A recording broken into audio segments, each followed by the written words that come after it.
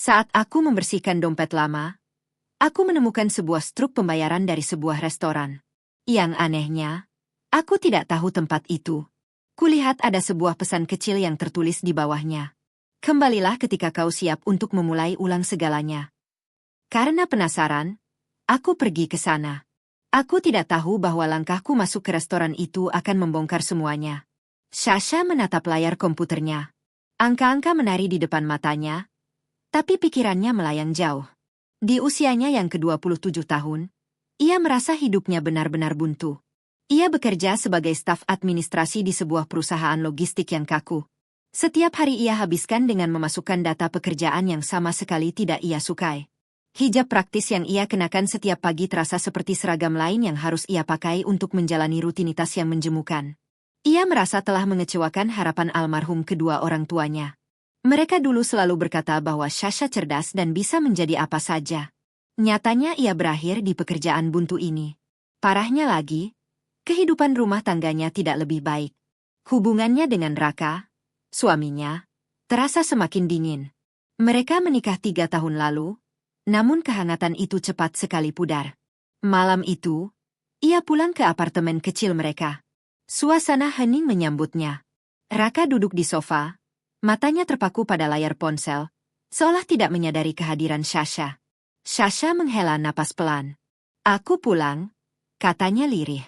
Raka hanya bergumam tanpa mengalihkan pandangan. "Ya." Sasha meletakkan tasnya. Rasa lelah seharian bekerja langsung bercampur dengan rasa sepi di rumah.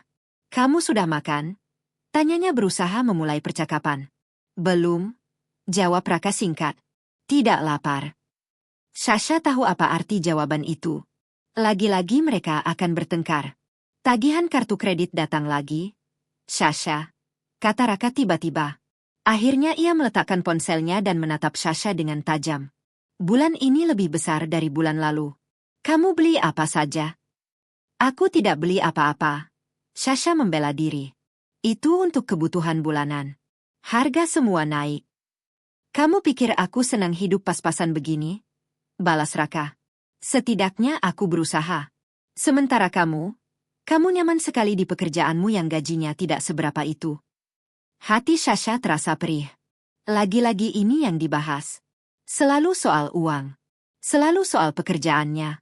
Padahal Raka sendiri bekerja serabutan, sering berganti pekerjaan dengan alasan tidak cocok. "Kamu selalu menyalahkan aku," desis Sasha. Raka mendengus. "Sudahlah. Aku malas berdebat." Ia kembali mengambil ponselnya. Tembok tak kasat mata kembali berdiri di antara mereka.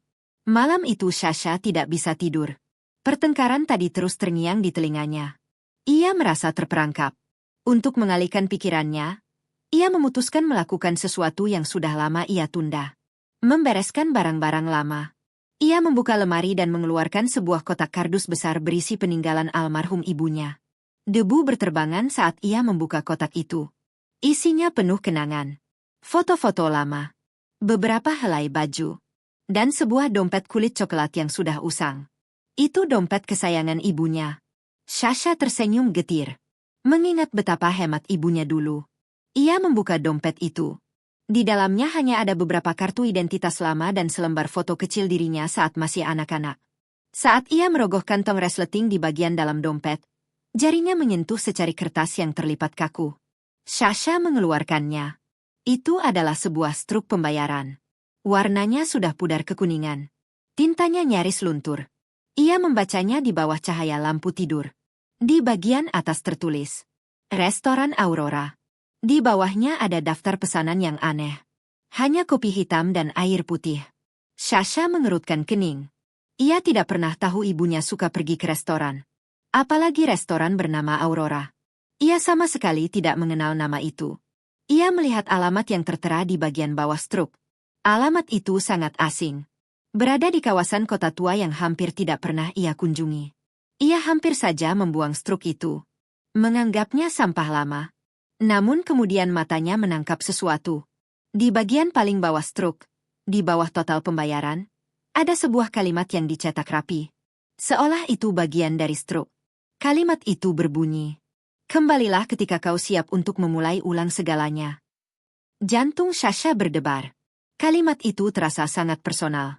Memulai ulang segalanya. Itulah yang paling ia inginkan saat ini. Apakah ini hanya kebetulan? Rasa penasaran yang kuat tiba-tiba menjalari dirinya. Ini adalah misteri kecil pertama yang ia temukan setelah sekian lama hidup dalam kebosanan. Ia merasa ada sedikit harapan. Sebuah percikan kecil di tengah kegelapan. Ia membawa struk itu ke ruang tengah.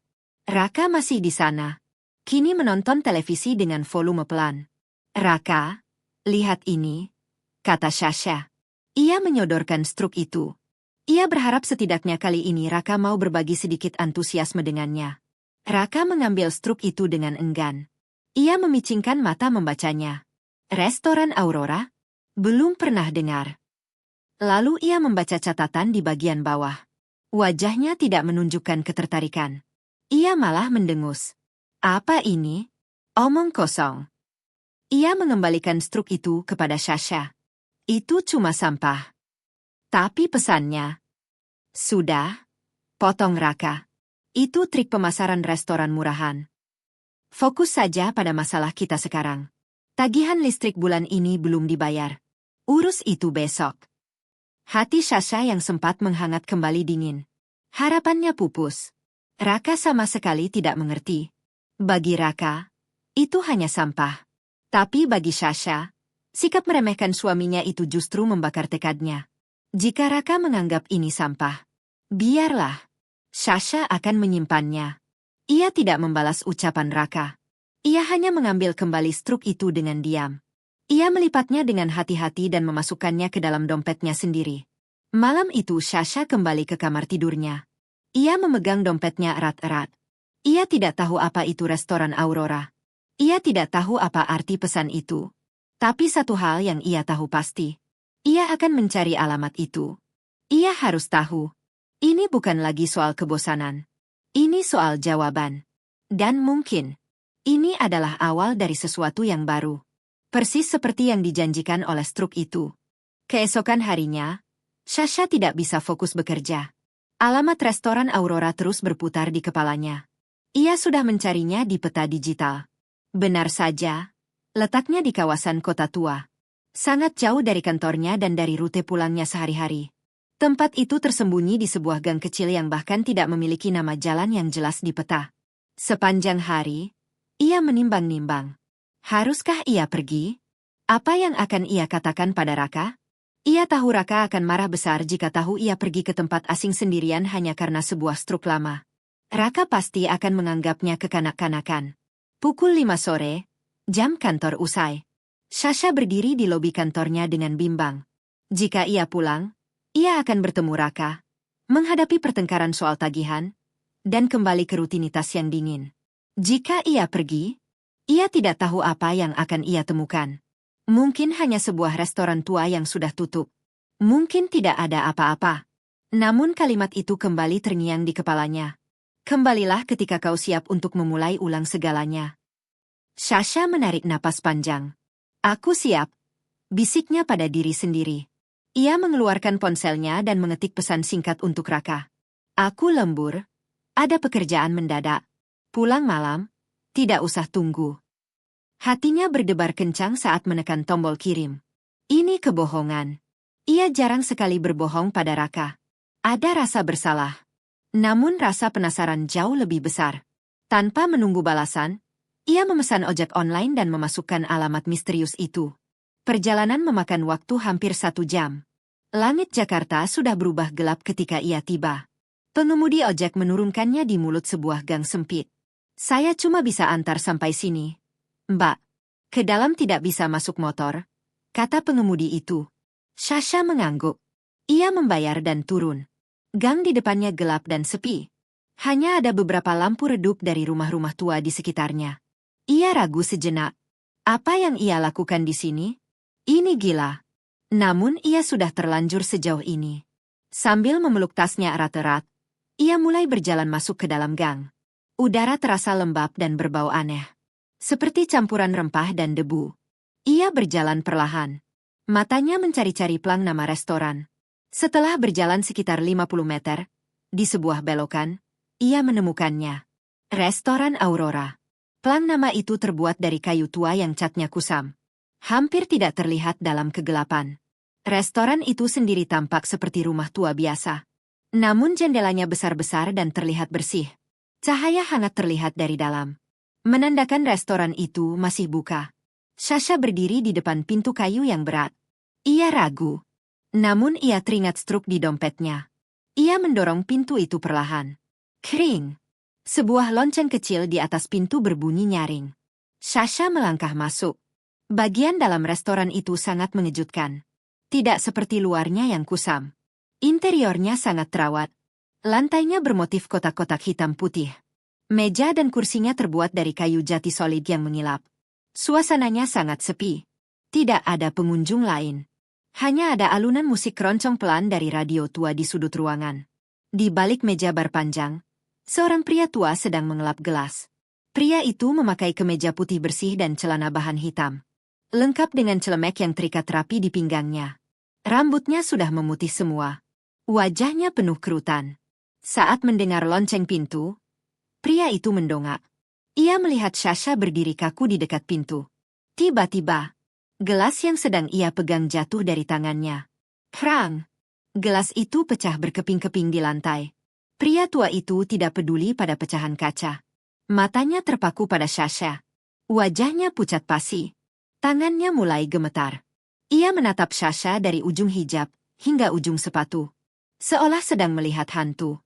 Sasha jadi salah tingkah. Maaf, Pak. Katanya gugup. Apakah restoran ini buka? Pria tua itu tidak menjawab. Ia berjalan pelan keluar dari balik meja bar. Mengabaikan pecahan kaca di lantai. Ia mendekati Sasha. Matanya masih menatap lekat. Tidak mungkin, bisiknya. Suaranya serak dan bergetar. Maaf, Pak. Aku sudah lama menunggumu. Kalimat itu memotong ucapan Sasha. Pria tua itu terengah-engah. Bertahun-tahun sejak Tuan Besar pergi, aku pikir tidak akan ada lagi yang datang. Sasha bingung. Tuan Besar. Maaf, Pak. Saya rasa Anda salah orang. Saya kesini karena... Pria tua itu menggeleng kuat. Matanya berkaca-kaca. Wajahmu, tatapan matamu. Ia menatap Sasha dalam-dalam. Kau persis seperti kakekmu. Sasha terdiam.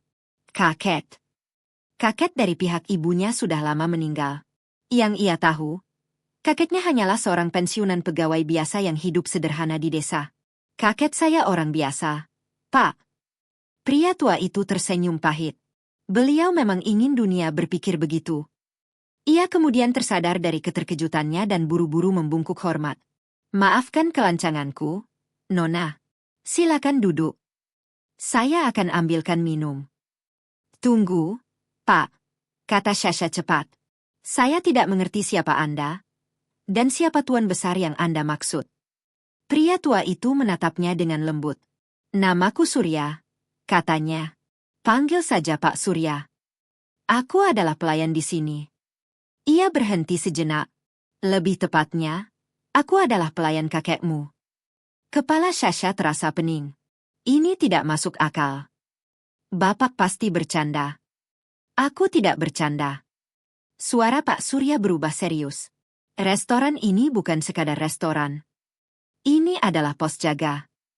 Tempat di mana kakekmu biasa memantau semuanya. Sasha menelan ludah. Jika kakek saya sekaya itu, kenapa ibu saya dan saya hidup susah? Pak Surya menjawab singkat. Perlindungan. Kakekmu punya banyak musuh. Kerabat yang serakah. Saingan bisnis yang licik. Beliau sengaja menyembunyikan putrinya dan kau dari nama keluarga besarnya agar kalian hidup normal dan aman. Sasha duduk di kursi terdekat. Kakinya terasa lemas. Pak Surya menatapnya serius. Kakekmu meninggalkan pesan terakhir untukku. Beliau berkata. Suara Pak Surya menjadi pelan. Surya, jaga restoran ini. Suatu hari cucuku akan datang membawa struk itu. Dan saat itu tiba, berikan dia pilihan. Namun ingat, jangan pernah percaya siapapun. Terutama keluarga. Bahkan bayangannya sendiri.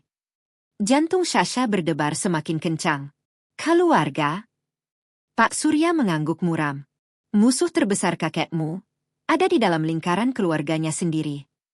Sasha masih duduk terpaku di kursinya. Pikirannya terasa berputar. Kakeknya kaya raya. Ia punya musuh.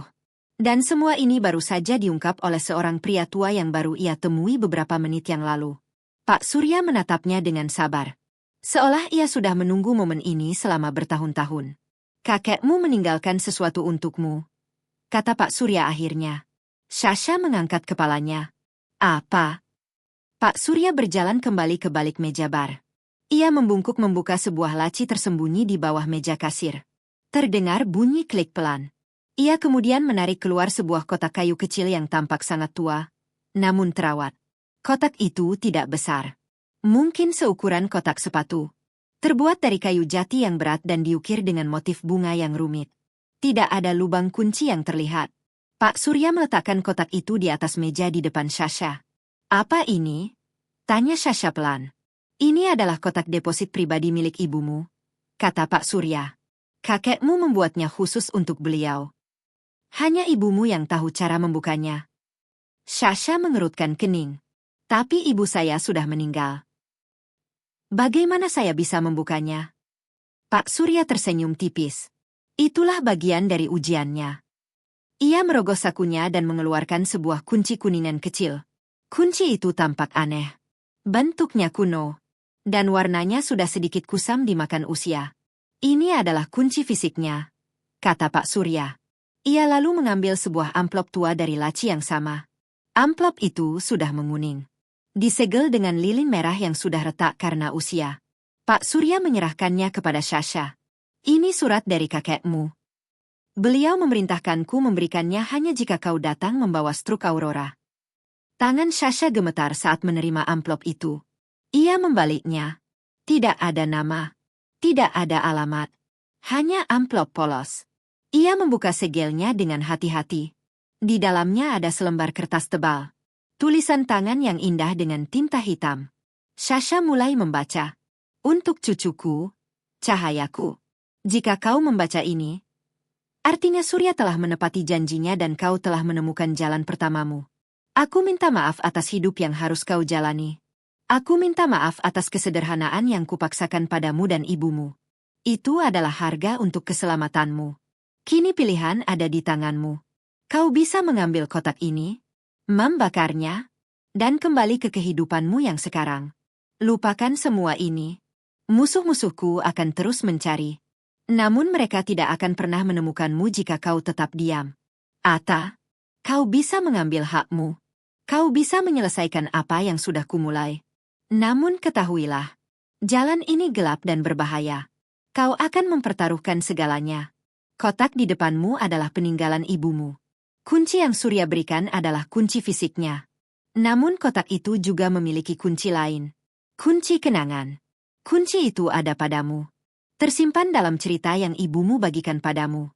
Aku tidak bisa memberitahumu cara membukanya. Namun aku akan memberimu petunjuk. Petunjuk yang sama yang kuberikan pada ibumu saat ia masih kecil. Harta yang sesungguhnya tidak ada di ban. Namun berada di tempat kenangan pertama ibumu dimulai. Hati-hati, nak. Percayalah pada nalurimu. Dan ingat, jangan percaya siapapun. Bahkan bayanganmu sendiri. Surat itu berakhir di sana. Tidak ada tanda tangan. Sasha menatap kertas itu lama. Tempat kenangan pertama ibunya dimulai. Apa maksudnya? Ia menatap Pak Surya. Pak Surya, Anda tahu di mana itu? Pak Surya menggeleng pelan. Itu rahasia antara ibumu dan kakekmu. Bagianku selesai di sini. Aku hanya penjaga gerbang. Ia menunjuk kotak kayu di atas meja. Perjalanan berikutnya adalah milikmu. Sasha menatap kotak itu. Ia ingin sekali lari dari restoran ini. Pulang ke apartemennya. Melupakan semuanya. Namun hatinya tahu. Ini bukan mimpi. Ini nyata. Dan ini mungkin satu-satunya kesempatan untuk mengubah hidupnya. Saya akan mengambilnya, kata Sasha akhirnya. Suaranya tidak lagi bergetar. Pak Surya tersenyum lega. Pilihan yang bijak. Kakekmu akan bangga. Sasha memasukkan kembali surat itu ke dalam amplop. Ia mengambil kunci kuningan kecil itu. Namun ia ragu melihat kotak kayu besar itu. Saya tidak bisa membawa kotak ini, katanya. Terlalu mencurigakan. Tentu saja, jawab Pak Surya. Aku akan menyimpannya di brankas di belakang. Tidak ada yang tahu tempat ini. Bawa saja kuncinya. Dan pecahkan teka-tekinya. Jika kau sudah tahu cara membukanya, kembalilah. Sasha mengangguk. Ia memasukkan kunci dan amplop ke dalam tasnya. Terima kasih, Pak Surya. Hati-hati di jalan pulang, Nona Sasha, kata Pak Surya. Malam ini, kau tidak lagi sama. Sasha berjalan keluar dari restoran Aurora. Udara malam terasa lebih dingin. Gang sempit itu kini terasa mengancam.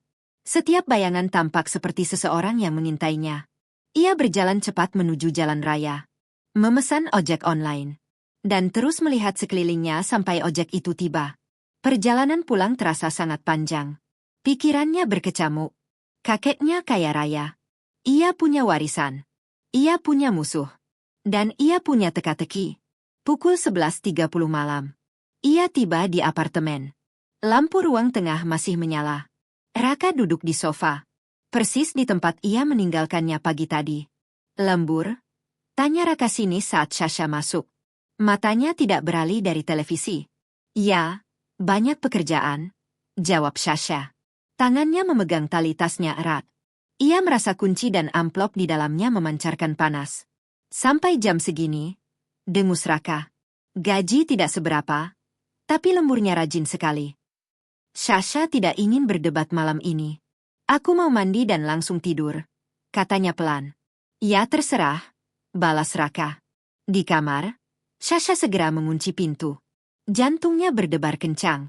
Ia harus menyembunyikan kunci dan surat itu. Raka tidak boleh menemukannya. Ia melihat sekeliling kamar. Tidak ada tempat aman. Di bawah kasur terlalu biasa. Di lemari, Raka bisa saja membukanya. Lalu ia teringat sesuatu. Sebuah kotak kaleng tua berisi surat-surat lamanya. Tersimpan di rak paling atas lemari. Tertutup tumpukan kerudung lama yang tidak pernah ia pakai lagi. Raka tidak akan pernah menyentuh barang-barang itu. Dengan tangan gemetar, Sasha menyembunyikan amplop dan kunci kuningan itu di dalam kotak kaleng tersebut. Ia menatanya kembali persis seperti semula. Setelah mandi, ia berbaring di tempat tidur. Ia berpura-pura tidur. Namun matanya terbuka dalam gelap. Setengah jam kemudian, pintu kamar terbuka pelan. Raka masuk. Sasha menahan napas. Ia merasakan kasur bergerak sedikit saat Raka duduk di tepinya. Hening. Lalu, ia mendengar suara yang membuat darahnya membeku. Resleting tasnya dibuka. Raka sedang menggeledah tasnya. Pelan. Sangat pelan. Seolah tidak ingin membangunkannya. Sasha tetap berpura-pura tidur. Namun dalam hatinya, ia tahu sesuatu. Raka sedang mencari sesuatu.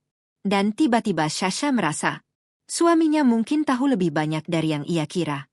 Pagi harinya adalah sebuah neraka yang sunyi. Sasha terbangun sebelum alarm berbunyi. Sisa malam ia habiskan tanpa tidur sedikit pun. Ia menoleh ke samping. Raka masih tertidur di sebelahnya. Wajahnya tampak damai. Namun Sasha kini melihatnya dengan cara yang berbeda. Ia melihat seorang pria yang semalam menggeledah tasnya secara diam-diam. Sasha mandi dan bersiap-siap dengan gerakan sepelan mungkin. Saat ia sedang memakai hijab di depan cermin, Raka terbangun. Pagi sekali, gumamnya serak. Harus berangkat lebih awal, jawab Sasha singkat. Ada pekerjaan. Raka duduk di tepi ranjang sambil menggaruk kepalanya. Ia menatap Sasha lama. Semalam kamu aneh. Jantung Sasha berdebar.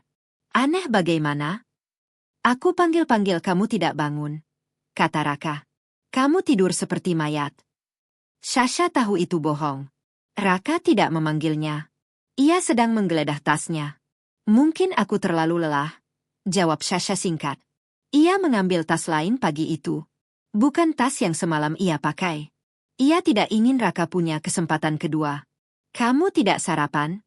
Tanya Raka. Tidak sempat. Aku beli di jalan. Sasha segera keluar dari kamar. Aku berangkat dulu. Hati-hati, kata Raka dari dalam kamar. Namun kata-kata itu kini terdengar hampa di telinga Sasha. Di kantor, Sasha tidak bisa bekerja. Pikirannya terus kembali pada teka-teki itu. Tempat kenangan pertama ibumu dimulai. Apa maksudnya? Ia mencoba mengingat cerita-cerita ibunya. Ibunya sering bercerita tentang masa kecilnya. Namun semuanya terdengar biasa saja. Cerita tentang sekolah. Teman-teman. Tidak ada yang terdengar seperti petunjuk. Sasha frustrasi. Ia sadar satu hal. Ia tidak bisa melakukan ini sendirian. Ia membutuhkan bantuan. Bukan bantuan mencari harta. Namun bantuan hukum. Seseorang yang bisa melindunginya. Dan tiba-tiba ia teringat satu nama. Maya. Sahabatnya sejak kuliah. Dulu mereka sangat dekat. Namun sejak Sasha menikah dengan Raka, hubungan mereka merenggang. Raka tidak pernah menyukai Maya. Ia selalu berkata Maya terlalu vokal, terlalu mandiri, dan membawa pengaruh buruk. Kini Sasha mulai bertanya-tanya, apakah Raka memang sengaja menjauhkannya dari Maya? Maya kini seorang pengacara muda yang sukses. Dengan tangan sedikit gemetar, Sasha mencari nomor Maya di ponselnya. Ia ragu sejenak. Sudah hampir 2 tahun mereka tidak benar-benar bicara. Namun akhirnya ia menekan tombol panggil. Halo. Suara di seberang terdengar profesional. Maya, ini aku. Sasha. Hening sejenak. Lalu suara Maya berubah hangat. Sasha. Ya Tuhan. Sasha. Sudah berapa lama? Kamu baik-baik saja? Pertahanan Sasha runtuh. Hampir saja ia menangis. Maya, aku butuh bantuanmu. Nada Maya langsung berubah serius. Kamu di mana? Kamu aman? Raka menyakitimu? Tidak, bukan begitu, kata Sasha cepat. Ini rumit. Ia melihat sekeliling kantor. Aku tidak bisa bicara di telepon. Ini soal hukum. Dan soal warisan. Warisan? Maya terdengar bingung. Baiklah. Datang ke kantorku sore ini. Jam 5. Aku kosongkan jadwalku. Terima kasih, bisik Sasha. Sore itu Sasha pulang lebih cepat dari kantor. Ia berbohong lagi pada Raka. Ia mengatakan ingin pergi ke apotek. Namun sebenarnya ia menuju kantor Maya. Setelah beberapa jam berbicara panjang, Maya mengetahui semuanya. Tentang restoran Aurora. Tentang Pak Surya. Tentang kotak misterius. Tentang kunci kuningan. Dan tentang teka-teki dari kakek Sasha. Maya tampak serius. Ini bukan sekadar warisan, katanya. Ini permainan besar. Sasha mengangguk. Dan untuk pertama kalinya sejak semalam, ia merasa tidak sendirian. Malam itu Sasha pulang ke apartemen. Ia sudah menyiapkan mental menghadapi kemarahan Raka. Namun saat ia membuka pintu, ia justru terkejut. Ruang tengah tampak rapi. Raka duduk di sofa. Namun tidak sedang bermain ponsel. Di meja ada 2 cangkir teh hangat. Dan yang paling mengejutkan, ada 2 orang tamu. Ah, ini dia Sasha, kata Raka dengan senyum lebar. Senyum yang terasa dipaksakan. Sayang, kita kedatangan tamu. Sepupu kita. Sasha membeku di pintu. Raka menunjuk kedua orang itu. Ini Dimas dan Clara. Kamu ingat kan? Sasha tentu mengenal mereka. Setidaknya dari cerita Raka. Dimas adalah pria tampan berpakaian rapi. Namun senyumnya tidak pernah sampai ke matanya. Clara duduk di sampingnya. Memutar gelang emas di pergelangan tangannya. Matanya menatap Sasha dengan pandangan meremehkan. Halo Sasha, kata Dimas ramah. Lama tidak bertemu. Makin cantik saja. Clara hanya tersenyum tipis. Sasha menatap mereka waspada. Ada apa malam-malam ke sini? Loh, kamu ini bagaimana? Tegur Raka. Mereka keluarga kita. Keluarga harus saling mengunjungi. Dimas tertawa kecil. Kami dengar kalian sedang ada sedikit masalah keuangan. Jadi kami datang untuk membantu. Membantu? Ulang Sasha. Ya, kata Dimas santai. Keluarga harus saling membantu. Ia mencondongkan tubuh sedikit. Kami dengar kamu sedang mencari sesuatu. Sesuatu peninggalan ibumu. Darah Sasha serasa berhenti mengalir. Bagaimana dia tahu? Aku tidak tahu maksudmu, jawab Sasha dingin. Clara tertawa kecil. Ayolah Sasha. Tidak usah pura-pura. Kami tahu semuanya. Kami tahu tentang warisan itu. Warisan dari kakekmu. Sasha menatap Raka tajam. Raka menghindari tatapannya. Raka yang cerita, kata Dimas santai. Dia kan suami yang baik. Dia khawatir padamu. Dunia Sasha terasa runtuh. Jadi kalian berkomplot, bisiknya. Dimas tersenyum tipis. Kata yang kasar. Kami hanya ingin membantu. Warisan itu terlalu besar untuk kamu urus sendirian. Kami punya koneksi. Kami punya pengacara. Serahkan saja pada kami. Clara menambahkan dengan dingin. Tentu saja akan ada bagian untuk kami. Dan bagian untuk Raka. Sasha mengepalkan tangannya. Kalian mau mengambil warisan saya? Bukan mengambil, kata Dimas santai. Mengamankan. Anggap saja kami pelindungmu. Sasha menatap mereka satu persatu. Lalu menatap Raka. Dan pada saat itu, ia menyadari sesuatu. Suaminya sendiri adalah bagian dari mereka. Suasana di ruang tamu itu tiba-tiba terasa sangat dingin. Sasha menatap Raka dengan tajam. Raka menghindari tatapannya. Ia terlihat gelisah. Seolah tidak berani menghadapi apa yang ada di mata istrinya. Jadi, kata Sasha perlahan. Raka yang memberi tahu kalian. Dimas mengangkat bahu santai. Dia suamimu. Wajar kalau dia khawatir. Kamu bertingkah aneh akhir-akhir ini. Pergi malam-malam. Berbohong soal lembur. Clara menyilangkan tangan. Kami hanya ingin membantu. Sasha tertawa kecil. Namun tawanya terasa pahit. Membantu? Kalian baru saja datang ke rumahku dan mengancamku. Dan kamu diam saja. Ia menatap Raka. Kamu membiarkan mereka. Raka menghela napas kesal. Aku mencoba melindungimu. Melindungi? Sasha mengulang. Atau membantu mereka? Dimas berdiri perlahan. Sepertinya istrimu sedang lelah, Raka. Kami tidak akan memaksanya malam ini. Ia berjalan menuju pintu. Clara berdiri mengikuti. Namun sebelum keluar, Clara berhenti di dekat Sasha. Ia membungkuk sedikit. Suaranya rendah. Pikirkan baik-baik, Sasha. Pilihan yang pintar akan membuat hidupmu mudah. Ia tersenyum tipis. Pilihan yang bodoh. Ya, kamu tahu sendiri. Mereka keluar. Pintu apartemen tertutup. Dan untuk beberapa detik, tidak ada yang berbicara. Sasha berdiri mematung. Raka menatapnya dengan wajah keras. Kamu seharusnya lebih sopan, katanya dingin.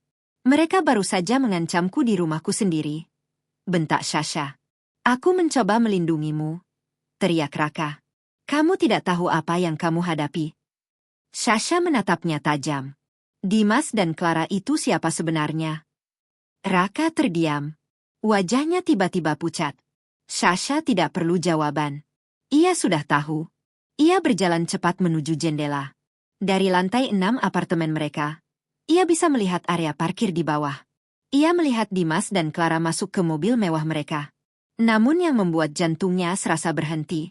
Raka keluar dari apartemen. Ia berjalan menuju mobil mereka. Sasha berdiri membeku. Ia melihat Raka berbicara dengan Dimas. Mereka tampak akrab. Dimas tertawa dan menepuk bahu Raka. Seperti dua sahabat lama. Sasha menutup tirai perlahan. Hatinya hancur. Bukan Dimas dan Clara yang menjadi musuhnya. Raka. Suaminya sendiri. Malam itu Sasha tidak tidur. Ia duduk di sofa ruang tengah. Lampu dimatikan. Apartemen gelap. Kebenaran itu terlalu menyakitkan. Raka menikahinya. Namun ternyata ia bekerja untuk musuhnya. Ia sendirian. Tidak. Ia tidak sendirian. Ia punya Maya. Dengan tangan gemetar, Sasha mengirim pesan. Maya. Mereka tahu. Raka bekerja untuk mereka. Mereka mengancamku. Balasan datang hampir seketika. Jangan ke kantor. Jangan pulang ke apartemen. Besok pagi pergi ke tempat ramai. Pergi ke stasiun. Aku akan kirim alamat. Bawa semua yang kamu punya. Hati-hati, Sasha. Mulai sekarang anggap semua orang mengawasimu. Jantung Sasha berdebar kencang. Pesan itu menegaskan betapa berbahayanya situasi ini. Pagi berikutnya, Sasha berpura-pura bersiap ke kantor seperti biasa. Raka sudah bangun. Ia duduk di meja makan, menatap Sasha dengan dingin. Sudah memikirkannya? Tanya Raka. Memikirkan apa? Tawaran Dimas. Itu tawaran bagus. Kita bisa keluar dari apartemen sempit ini. Kita bisa. Aku tidak tertarik. Potong Sasha. Raka berdiri. Ia menghalangi jalan menuju pintu. Kamu tidak punya pilihan. Kamu pikir kamu bisa melawan mereka? Minggir, kata Sasha. Aku bisa teriak. Raka tertawa sinis. Teriak saja. Kamu mau bilang apa? Suamiku jahat. Mereka akan menganggapmu istri gila. Ia melangkah lebih dekat. Berikan kunci yang kamu dapat dari restoran itu. Darah Sasha membeku. Jadi Raka memang tahu. Aku tidak tahu kamu bicara apa. Raka tersenyum tipis. Kamu bohong. Aku tahu kamu bertemu Pak Surya. Aku tahu kamu punya kuncinya. Dimas sudah memeriksa semuanya. Berikan padaku. Atau aku akan mengambilnya. Sasha menatapnya dengan benci. Kamu tidak akan menemukannya. Raka maju selangkah. Jangan paksa aku. Jangan sentuh aku, bentak Sasha. Raka berhenti. Ia terkejut melihat tatapan mata Sasha. Itu bukan tatapan takut. Itu tatapan benci. Akhirnya ia minggir. Pergilah, katanya dingin. Tapi ingat, kamu tidak bisa lari selamanya. Dimas dan Clara akan menemukanmu. Sasha membuka pintu. Ia berhenti sejenak. Aku tidak butuh perlindunganmu. Lalu ia pergi. Tanpa menoleh ke belakang. Sasha mengikuti instruksi Maya. Ia pergi ke stasiun. Berbaur dengan kerumunan pagi. Ia berganti kereta 2 kali. 1 jam kemudian, ia tiba di alamat yang diberikan Maya. Sebuah ruko kecil. Tampak biasa saja. Namun kantor Maya berada di lantai atas. Tanpa plang nama mencolok. Maya membuka pintu. Wajahnya tegang. Masuk cepat. Sasha masuk. Pintu langsung dikunci. Kamu aman di sini, kata Maya. Mereka tidak akan tahu tempat ini. Sasha duduk. Tangannya masih gemetar. Sekarang ceritakan semuanya dari awal. Sasha menceritakan semuanya. Tentang restoran Aurora. Tentang Pak Surya. Tentang kakeknya. Tentang kotak misterius. Dan tentang pengkhianatan Raka. Maya mendengarkan dengan serius. Raka menikahimu hanya untuk ini, katanya pelan. 3 tahun. Dia menipumu selama 3 tahun. Sasha menutup matanya. Namun kali ini air matanya tidak keluar. Aku tidak peduli soal Raka sekarang, katanya. Aku harus menyelesaikan teka-teki ini. Harta yang sesungguhnya tidak ada di ban. Namun di tempat kenangan pertama ibuku dimulai. Maya berpikir sejenak. Kenangan pertama? Kamu ingat sesuatu? Sasha mengerutkan kening. Lalu tiba-tiba ia teringat sesuatu. Ada satu tempat. Tempat yang sering diceritakan ibuku. Maya menatapnya. Di mana? Sasha menarik napas. Perpustakaan. Maya memandang Sasha dengan penuh perhatian. Perpustakaan? Ulangnya. Sasha mengangguk. Ibuku sering bercerita tentang masa kecilnya. Dia bilang dia sangat miskin saat kecil. Dia tidak punya mainan. Satu-satunya hiburannya adalah buku. Sasha terdiam sejenak. Dia selalu bilang, hidupnya benar-benar dimulai saat dia belajar membaca. Mata Maya membesar. Kenangan pertama. Di mana hidupnya dimulai? Sasha mengangguk pelan. Di perpustakaan. Pertanyaannya sekarang, kata Maya. Perpustakaan yang mana? Sasha berpikir keras. Kalau kakekku benar-benar orang kaya. Mungkin itu bukan perpustakaan umum. Maya langsung berbalik ke komputernya. Jarinya bergerak cepat di keyboard. Ia mengetik nama keluarga kakek Sasha.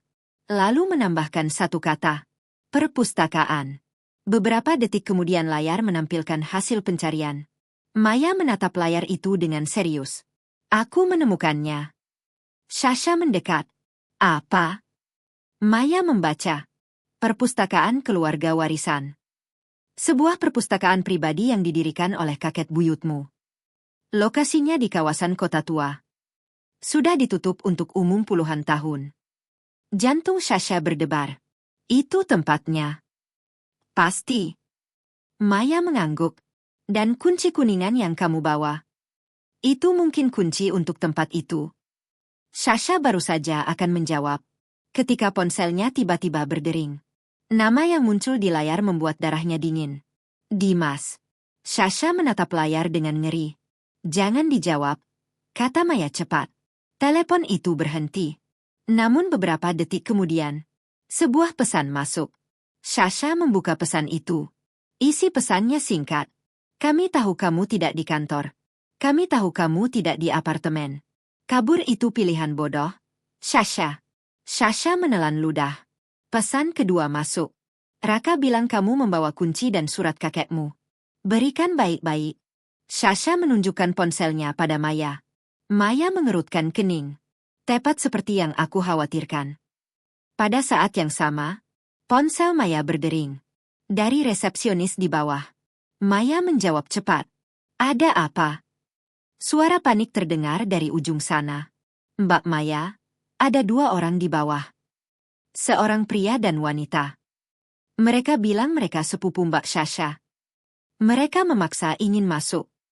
Jantung Sasha serasa berhenti. Dimas dan Clara. Mereka menemukan tempat ini. Maya tetap tenang. Katakan pada mereka salah alamat.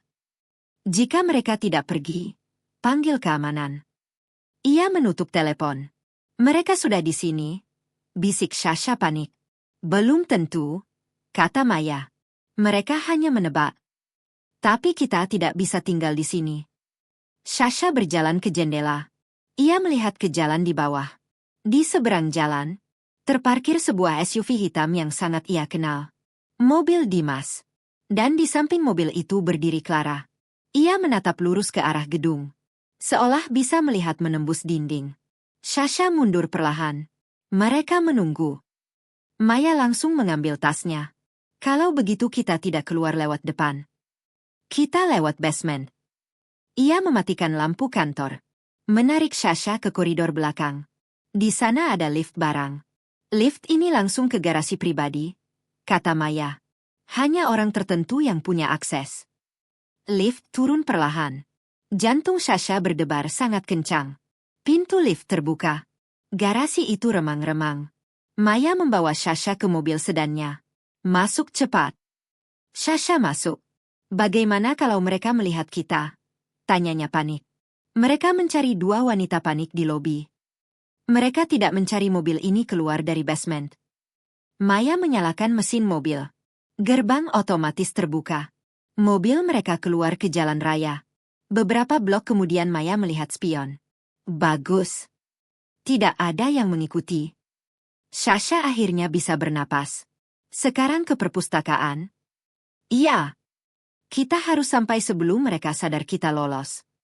Perjalanan menuju kawasan kota tua terasa menegangkan. Sasha terus melihat ke belakang. Takut mobil Dimas tiba-tiba muncul. Namun jalanan ramai.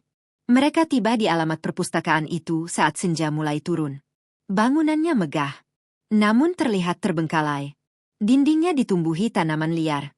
Jendelanya kotor dan berdebu. Gerbang besi tinggi berkarat menutup halaman. Seperti rumah hantu, bisik Sasha. Bagus, kata Maya. Tidak ada yang akan mengganggu kita. Mereka turun dari mobil. Gerbang itu terkunci dengan gembok besar. Sasha mengeluarkan kunci kuningan.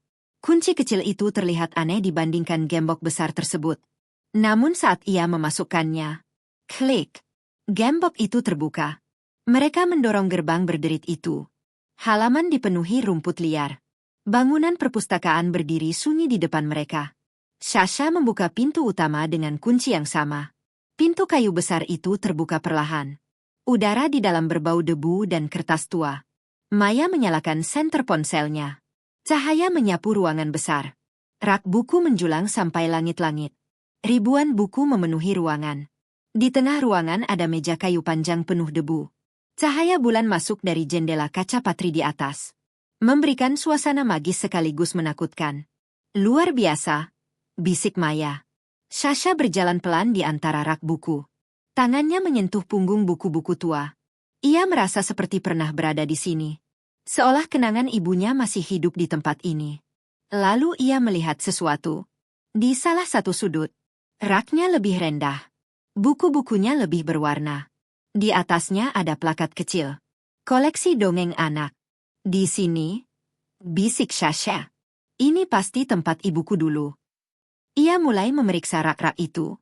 Mencari sesuatu. Apapun. Tiba-tiba, ia melihat celah di antara buku. Di dalam celah itu ada sebuah buku kecil bersampul kulit coklat. Bukan buku cetak. Sebuah buku catatan. Sasha menariknya perlahan. Debu beterbangan. Ia membuka halaman pertama. Dan jantungnya berhenti. Tulisan tangan itu, ia mengenalinya. Itu tulisan tangan ibunya. Buku harian ibuku, bisiknya. Maya mendekat. Apa isinya? Sasha baru saja akan membaca halaman pertama. Ketika tiba-tiba, bra-a-a. Pintu utama perpustakaan didobrak terbuka. Sasha dan Maya terlonjak kaget. 3 sosok berdiri di pintu. Diterangi cahaya jalan. Sasha mengenali suara itu. Aku tahu kalian akan ke sini. Raka. Di belakangnya berdiri Dimas dan Clara. Cahaya senter dari ponsel Raka menyapu ruangan perpustakaan yang gelap. Debu beterbangan di udara. Sasha memeluk buku harian ibunya erat-erat. Di belakang Raka berdiri Dimas dan Clara. Wajah mereka tampak tenang. Seolah mereka sudah tahu ini akan terjadi. Aku tahu kalian akan ke sini, kata Raka dingin. Maya berdiri di depan Sasha. Berusaha melindunginya. Kalian masuk tanpa izin, kata Maya tegas. Ini pelanggaran. Clara tertawa kecil. Lihat pengacara kecil ini. Kamu pikir kami peduli? Dimas melangkah maju. Matanya tertuju pada buku di tangan Sasha. Berikan buku itu. Sekarang. Sasha mundur 1 langkah. Petunjuk apa yang kalian cari? Tanyanya. Dimas tersenyum tipis. Jangan pura-pura bodoh. Kakekmu menyembunyikan wasiat aslinya. Wasiat yang memberikan seluruh warisan kepada ahli waris yang sah. Dan buku harian ibumu adalah kuncinya. Maya menatap Sasha. Jangan berikan apapun. Namun Raka tiba-tiba melangkah maju. Berikan padaku, Sasha. Tangannya terulur. Sekarang. Sasha menatapnya. Ia hampir tidak mengenali pria yang dulu ia cintai. Kamu bukan manusia, bisiknya. Kamu monster. Wajah Raka berubah. Diam. Ia berteriak. Namun Dimas hanya menghela napas. Cukup dramanya. Minggir, Raka. Ia menatap Sasha dengan dingin. Berikan buku itu. Sekarang. Maya maju 1 langkah. Sentuh dia dan aku bersumpah aku akan menghancurkan kalian di pengadilan. Clara mendengus. Kita lihat saja nanti. Raka tiba-tiba menerjang. Ia mencoba merebut buku dari tangan Sasha. Jangan, teriak Maya. Ia mendorong Raka dengan keras. Raka terhuyung. Rak buku tua di belakangnya terguncang. Beberapa buku jatuh ke lantai. Kekacauan terjadi. Sementara mereka bertiga bertengkar. Sasha mundur. Tangannya gemetar. Ia membuka halaman buku harian itu dengan cepat. Halaman demi halaman. Tulisan ibunya terlihat buram karena air mata. Lalu ia menemukan sesuatu. Sebuah catatan. Ditulis beberapa tahun sebelum ibunya meninggal. Sasha membacanya dalam hati. Aku khawatir. Hari ini Dimas mengenalkanku pada seorang pria. Namanya Raka. Dia bilang Raka bisa membantu mengawasi Sasha dari jauh. Melindunginya dari ancaman keluarga. Namun cara pria itu menatapku membuatku tidak nyaman. Dia tidak menatapku sebagai calon mertua. Dia menatapku seperti sedang menghitung harga sesuatu. Dimas bilang Raka sempurna untuk tugas ini. Aku takut. Aku takut pada mereka. Dunia Sasha runtuh. Semua sudah direncanakan sejak awal. Pertemuannya dengan Raka. Pernikahan mereka. Semua kebetulan itu tidak pernah ada. Dengan tangan gemetar, Sasha membaca tulisan itu keras-keras. Setiap kata menggema di perpustakaan yang sunyi. Saat ia selesai, tidak ada yang berbicara. Dimas bertepuk tangan pelan. Bagus. Ibumu memang pintar. Namun tidak cukup pintar.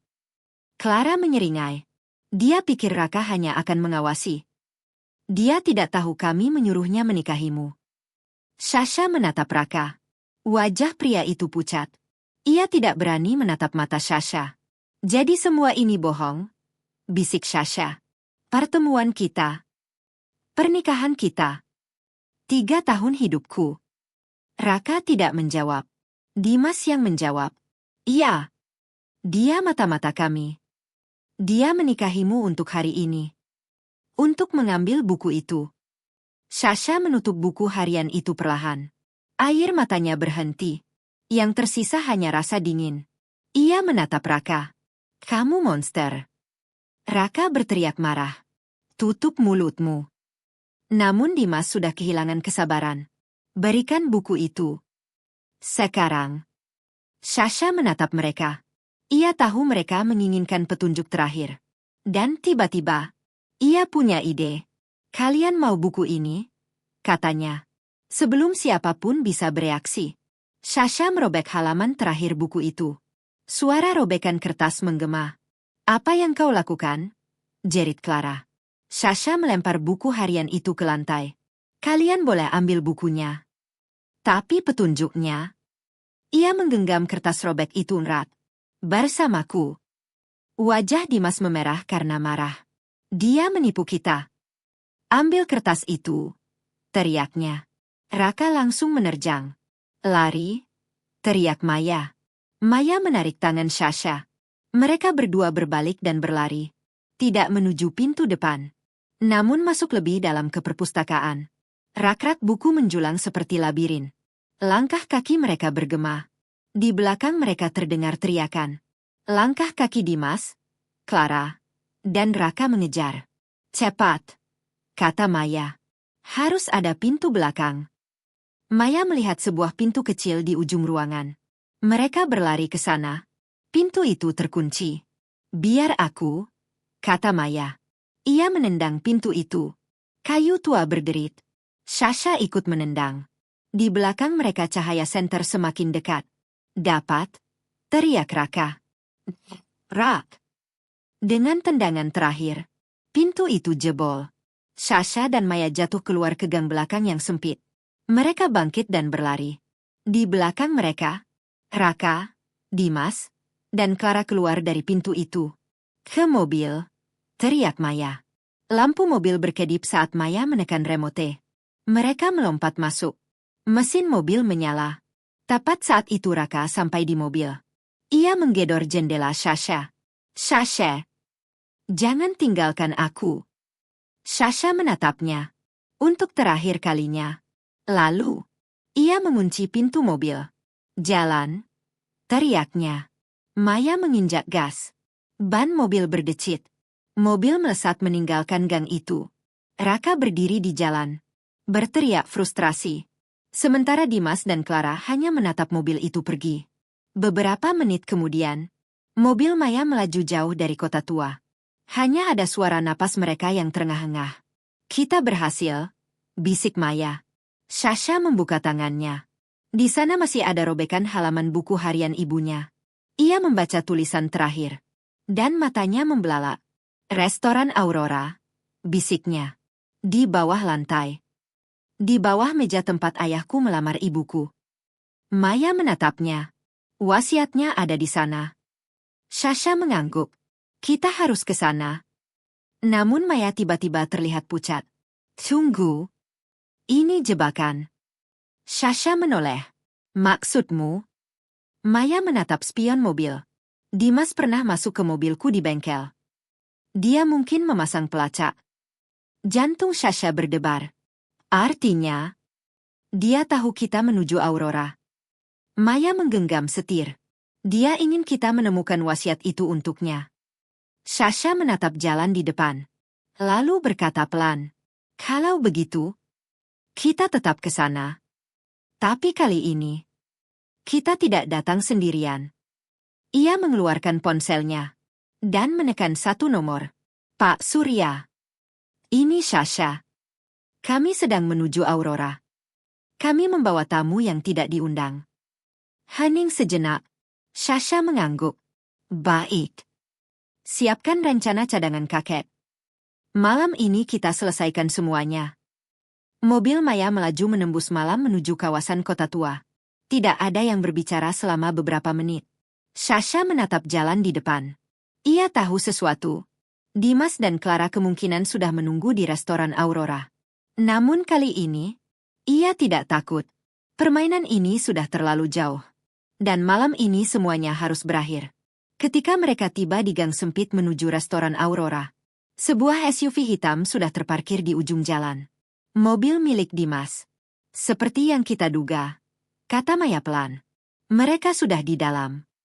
Sasha menarik napas panjang. "Ayo." Mereka berjalan menuju pintu restoran. Aneh.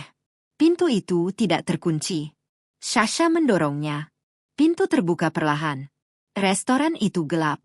Hanya satu sosok berdiri di tengah ruangan. Pak Surya. Ia tampak tenang. "Nona Sasha. Nona Maya," katanya. "Kalian datang." "Di mana mereka?" tanya Sasha. Sebuah suara menjawab dari kegelapan. "Kami di sini." Lampu tiba-tiba menyala. Dimas, Clara, dan Raka duduk di salah satu meja. Seolah mereka sudah menunggu sejak lama. Dimas bertepuk tangan perlahan. "Selamat datang. Terima kasih sudah memecahkan teka-teki untuk kami. Sekarang, di mana wasiatnya?" Sasha menatap mereka, lalu menunjuk ke lantai, ke sebuah meja di sudut restoran. Meja yang sama yang pernah disebut di buku harian ibunya. Di bawah sana. Di bawah lantai. Di bawah meja tempat ayahku melamar ibuku. Mata Dimas berbinar. "Bagus. Bongkar." Pak Surya berjalan ke belakang bar. Ia kembali membawa linggis besi. Namun Raka tiba-tiba berdiri. "Biar aku." Ia mengambil linggis itu. Seolah ingin membuktikan dirinya masih berguna bagi Dimas. Raka menggeser meja berat itu. Lalu mencongkel papan lantai. Kayu tua berderit. Satu papan terlepas. Lalu satu lagi. Di bawahnya terlihat rongga kecil. Dan di dalam rongga itu, sebuah kotak logam. Raka mengambilnya. Tangannya gemetar. Ia meletakkan kotak itu di atas meja. Semua mata tertuju padanya. Dimas membuka kotak itu perlahan. Di dalamnya ada tumpukan dokumen. Di paling atas, selembar kertas bertuliskan, "Wasiat terakhir." Clara membaca cepat. Benar. Semua aset. Semua perusahaan. Semuanya diwariskan kepada. Ia berhenti. Menatap Sasha. Satu-satunya ahli waris. Dimas tersenyum. Namun kemudian Clara menemukan sesuatu lagi di dalam kotak. Wajahnya berubah pucat. "Dimas, ini bukan hanya wasiat. Ini bukti." "Apa maksudmu?" "Bukti penggelapan dana kita. Transfer bank. Pernyataan saksi. Dia menjebak kita bahkan setelah mati." Wajah Dimas berubah gelap. "Kakekmu licik sekali." Ia menatap Sasha. Tidak ada yang akan keluar dari ruangan ini. Ia mengeluarkan sesuatu dari sakunya. Sebuah korek api. "Restoran tua seperti ini," katanya pelan. "Sangat mudah terbakar." Raka mundur ngeri. "Tunggu. Maksudmu membakar mereka?" "Tentu saja," kata Clara dingin. "Ini satu-satunya cara." Raka menggeleng panik. "Aku ikut mencari warisan. Tapi aku bukan pembunuh." Dimas menyalakan korek api. Api kecil menyala. "Kamu sudah terlalu jauh terlibat. Sekarang bantu aku." Namun saat itu, Sasha berbicara. Dia benar. Semua menoleh padanya. "Kamu bukan pembunuh, Raka.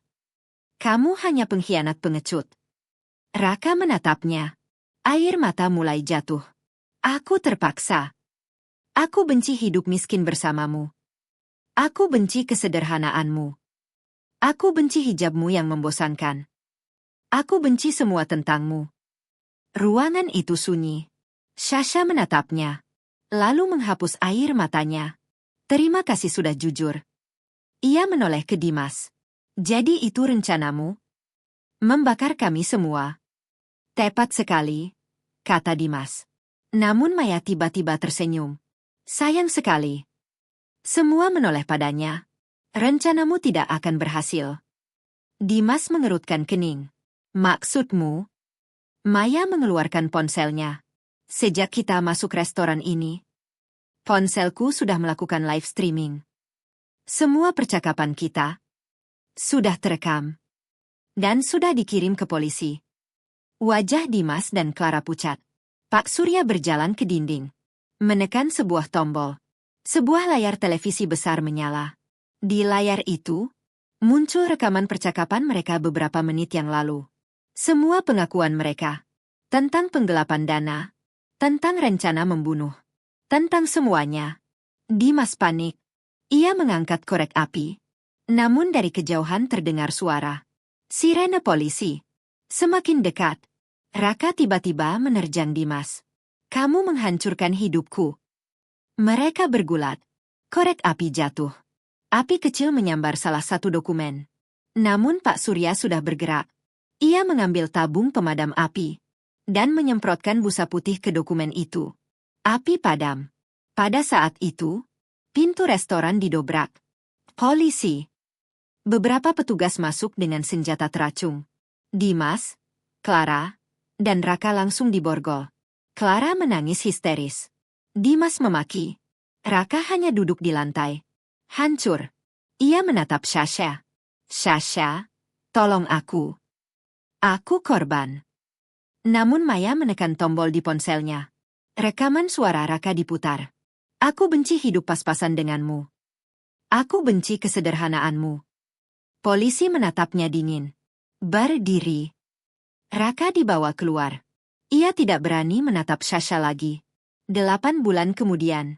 Ruang sidang penuh sesak. Dimas dan Clara divonis 20 tahun penjara. Raka divonis 7 tahun penjara atas penipuan dan konspirasi. Sasha tidak menoleh saat mereka dibawa keluar. 6 bulan setelah persidangan, restoran Aurora berubah. Kini tempat itu bernama Yayasan Aurora. Sebuah pusat pelatihan keterampilan bagi anak muda dari keluarga kurang mampu. Di bagian depan masih ada kantin kecil. Semua keuntungannya digunakan untuk membiayai yayasan. Pak Surya kini menjadi mentor utama. Maya sering datang membantu secara hukum. Dan Sasha tidak lagi bekerja di kantor lama. Ia berjalan melewati ruang kelas. Para siswa menyapanya. Ia tersenyum. Di dinding dekat pintu masuk, tergantung sebuah bingkai. Di dalamnya, sebuah struk restoran Aurora yang lusuh. Di bawahnya ada plakat kecil. Kembalilah ketika kau siap untuk memulai ulang segalanya. Pak Surya berdiri di sampingnya. Kakekmu akan bangga padamu, katanya. Sasha menatap struk itu. Ia teringat wanita putus asa yang datang ke restoran ini setahun lalu. Ia hampir tidak mengenali wanita itu lagi. Dulu aku datang ke sini mencari awal baru, kata Sasha. Sekarang, ia melihat ruangan yang penuh tawa dan harapan. Aku di sini untuk memberikannya kepada orang lain. Dan untuk pertama kalinya, hidupnya benar-benar dimulai.